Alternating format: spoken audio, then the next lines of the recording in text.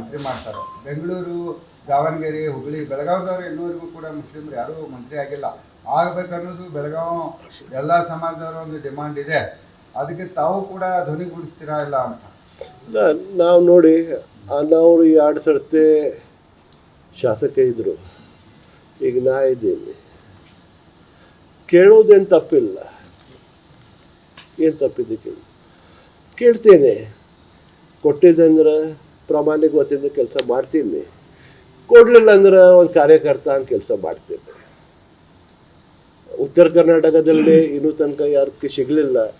Specially Belgaum ಸಿಟಿಗೆ ಸಿಟಿಯ ಸ್ಥಾನಿಕದವರು ಯಾರಿಲ್ಲಿ ಹುಟ್ಟವರು ಇನ್ನೂ ತನಕ ಮಂತ್ರಿ ಆಗಲಿಲ್ಲ. ಅದು ನಾವು ಕೇಳ್ತಾ ಇದ್ದೀವಿ. ಸೆಕೆಂಡ್ ರಾಜಧಾನಿ ಅಂದರೆ ಹೇಳ್ತಾ ಇದ್ದೀವಿ. ನಾವೆಲ್ಲರೂ ಹೇಳ್ತಾರೆ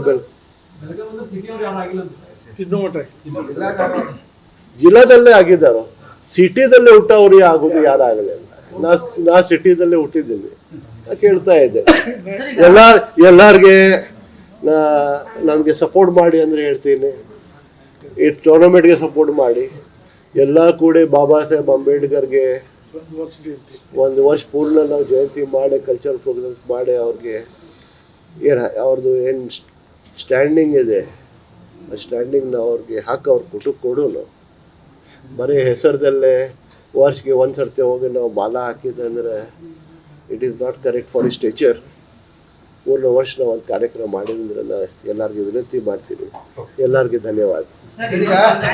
ಟೂರ್ನಮೆಂಟ್